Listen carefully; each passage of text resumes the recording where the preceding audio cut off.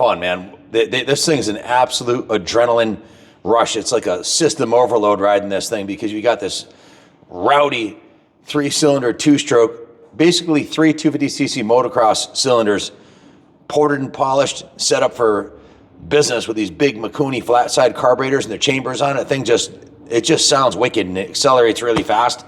This was the fastest bike on the road in the early 70s until it came out with the KZ 900, KZ 1000s, and they nicknamed this thing the Widowmaker, and for good reason. That's what they were. They had a lot of power, but a drum brake in the rear and a small disc in the front, which we just rebuilt completely because I didn't want to ride it unless the brakes were really good.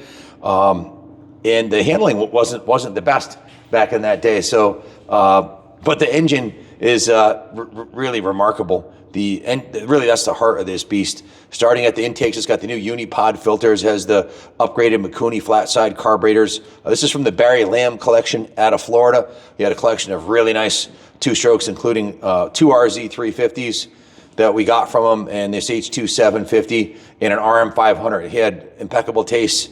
Barry's a multi-millionaire trader who didn't have a lot of time to work on his bike, so they just sat in his garage on display. I think he looked at them more than he rode them, but he got a lot of pleasure out of having them, but he's getting up there in years and decided it was time to let him go. So we bought the whole collection, including this kick-ass Kawasaki Racing Green H2 750. Bike's 50 years old. They didn't make a lot of these back then, and because it's called the Widowmaker, well, not many of them survived.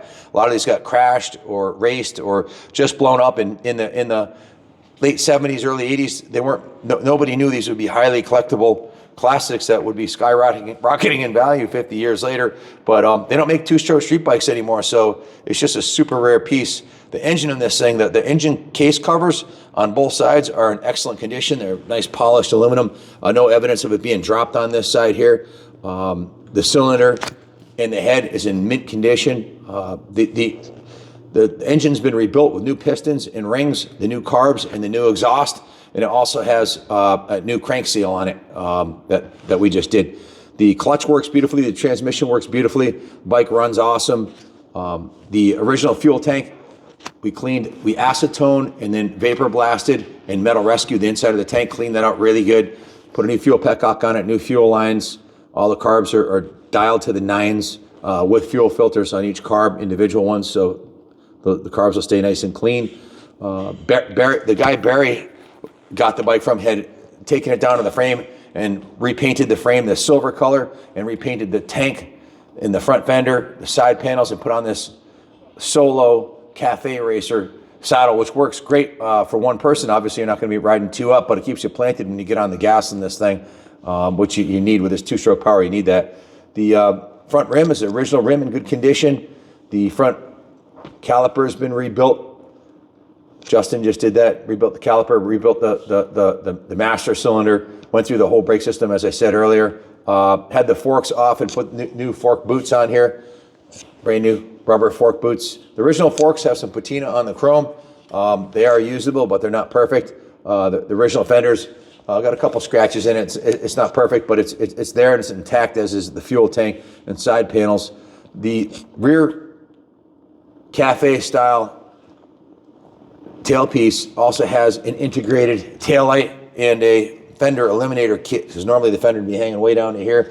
So it's probably, I'll bet this bike is 35, 40 pounds lighter than stock with the lighter chambers, the no rear fender, the lighter seat, and it's just been stripped down, no turn signals. So it's set up for all business, you know, and it looks the part too, and it sounds wicked. It has a new gold chain on it. These are the tires that came to us. They're an older set of tires. It's been sitting in Barry's climate-controlled garage in Florida, heated and air-conditioned garage, so it stayed nice, even though he hasn't ridden it much for a long time. We just put these shocks on here, brand new set of shocks. The shocks needed replaced, so we got these piggyback shocks for it, black. We put the new gold chain on it. All the fluids in it are new, the brake fluid, the gear oil.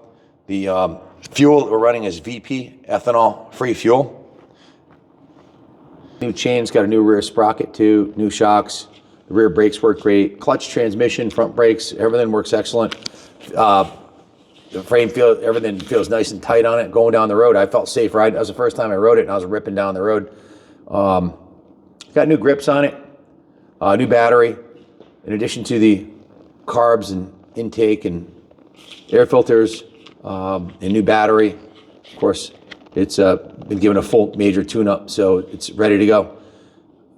The original oil injection was disconnected in favor of a premix. We're running T2 premix, so we know exactly what the premix ratio is, and it runs perfect, doesn't smoke too much.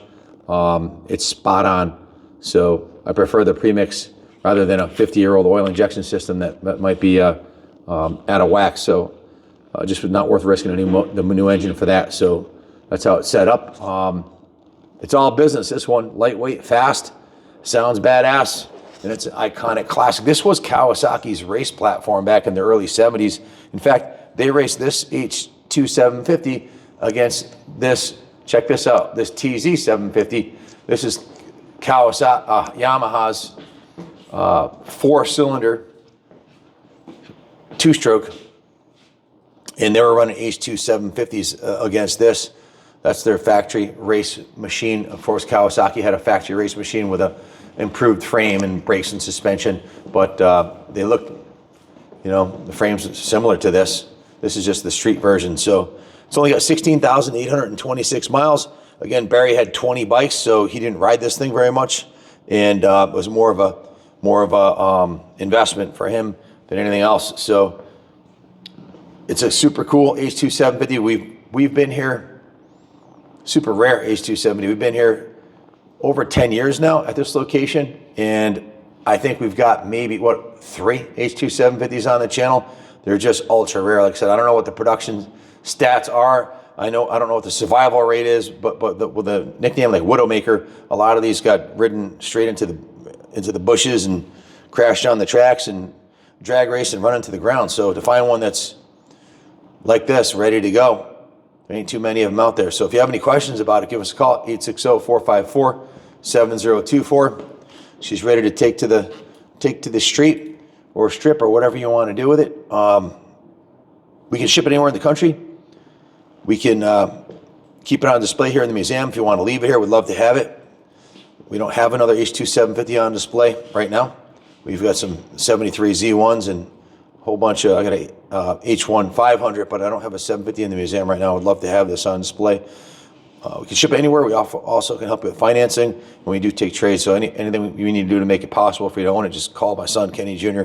He'll hook you up at 860-454-7024. Thanks for watching. God bless America.